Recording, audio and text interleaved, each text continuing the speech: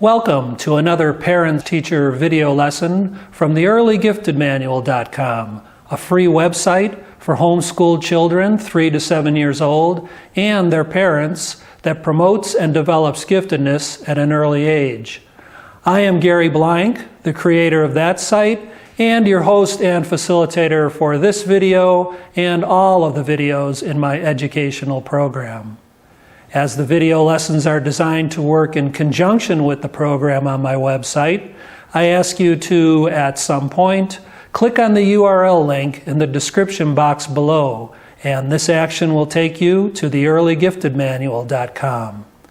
By doing that, you will be able to put this lesson and all of the video lessons here on my channel in the proper context of the total program that I am presenting to you and your child. Welcome everyone to lesson 4. This is the mechanics of handwriting, and materials very simple for this one. You just need a sheet of this handwriting paper and a pencil, and there are links for both of these items where you can obtain them, and you just need to go to the Early Gifted Manual and then go to required materials in the handwriting section of the literacy unit, and you'll see those links right there.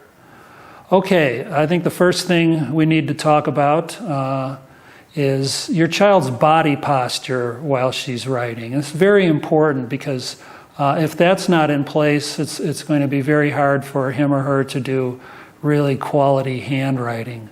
So the first item is you want her back to be nice and straight, not hunched over the writing table. Feet on the floor, very important. Dangling feet make it very difficult to do good writing, and I'll talk more about that in just a second. Forearms must be resting level on the writing table, not up, not coming up like this. They must be level, otherwise it's going to be very difficult for your child to do good writing. And if you have a child-size adjustable table like I recommended in the Early Gifted Manual and a children's chair, this is very easy to do just by making adjustments. If he or she is working on a regular table, you will have to probably make some adjustments. You may need to have a little stand on the floor or maybe a pillow on the chair. Do whatever you have to do to make sure that your child's body posture is conducive to writing. What other things? No drooping head, for obvious reasons. That's not going to work out very well. And a nice relaxed body. If your child is tense, he's probably going to have difficulty doing good handwriting. The last item, and this is very important, is make sure your child has enough room on the table or desk. If he's working on a tiny little desk, it's going to be difficult for him. He or she needs to be able to rest their forearm on the table. Elbows can have room to move. Don't want to restrict your child in any way. All right, let's move on and talk about the pencil now that you want your child to be using. This is called a beginner's pencil. It's thicker than the pencil you might use, and that's good because it's much easier for children to grip this pencil. It's a much more comfortable grip for them. So definitely get one of these. And you notice there's no eraser on this, and that's a good thing because at this early stage you really don't want to see your child being frustrated and spending all their time erasing their work to make it perfect, because it's not going to be perfect. They just have to learn to keep moving on and keep writing. So definitely no eraser on the pencil. Another option is a mechanical pencil. I really like these. This one's made by Bic, and you can get it in just about any office supply store. Really nice because no pencil sharpeners are needed. You just press this button and out comes the lead. Very easy for a kid to use, and in the long run it's actually much less expensive to use these than buying whole pencils. But that's your choice. There's another option for you. So let's kind of focus in on the pencil grip now. And I want to switch over to my right hand because I know that probably most kids are right-handed. I'm a left-hander. And I've seen many different techniques and ways for kids to learn how to hold the pencils. This one I've seen in another program where you point the pencil up and the child grabs it and has to flip it around. But in practice, and I can tell you from experience, it's not as easy as it looks.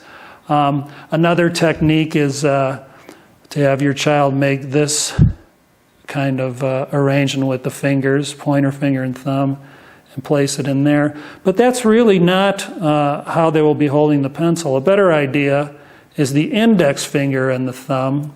And of course, as you can see, it's not way down here or up here. There's like a sweet spot, and it's right about there. And the rest of the fingers just kind of come around and are very relaxed around those two fingers. Those two fingers are holding the pencil and kind of medium pressure, not too hard, not too light. So that's the particulars of holding the pencil grip. Let's talk a little bit about the wrist angle now. It's about like that. Let's say your child is writing here. So it looks something like that. And of course, for left-handers, it should be the same. But I can tell you, growing up as a left-hander, still a left-hander, that when I started writing, for some reason, I don't know if I did it on my own or the nuns made me do this, I was writing like this. And I do not recommend that for a lot of reasons. It's not a good transmission of muscles and tendons there through your arm to your fingers. And actually, it could lead to tendinitis later in life. So definitely you want your left-hander, if your child's a left-hander, to write like this, go across. And I'm sorry, but I hate to say this, but her hand is going to go across the writing, and there's just no way around it. That's part of being left-handed, and your child will have to live with it. I know that sounds depressing, but I've done it, and it's not so bad. All right.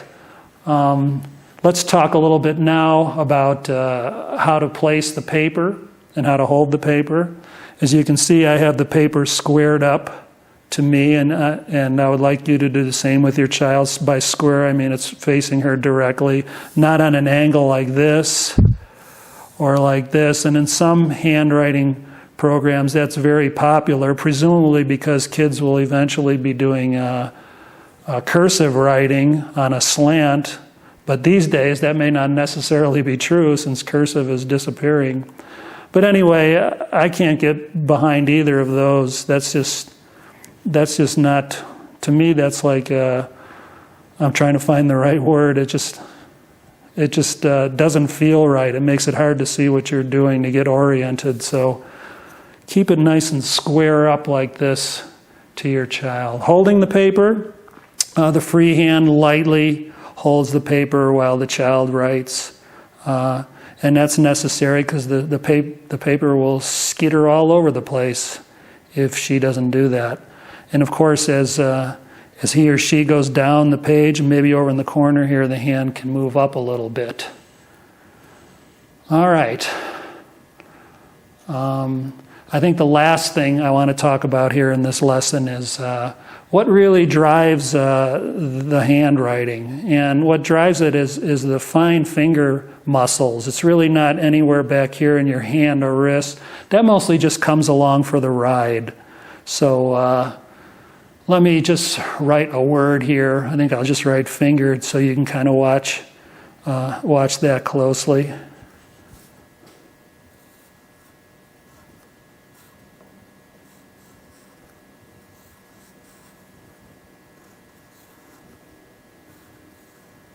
And as you can see, fine muscles doing the work, everything else is just following.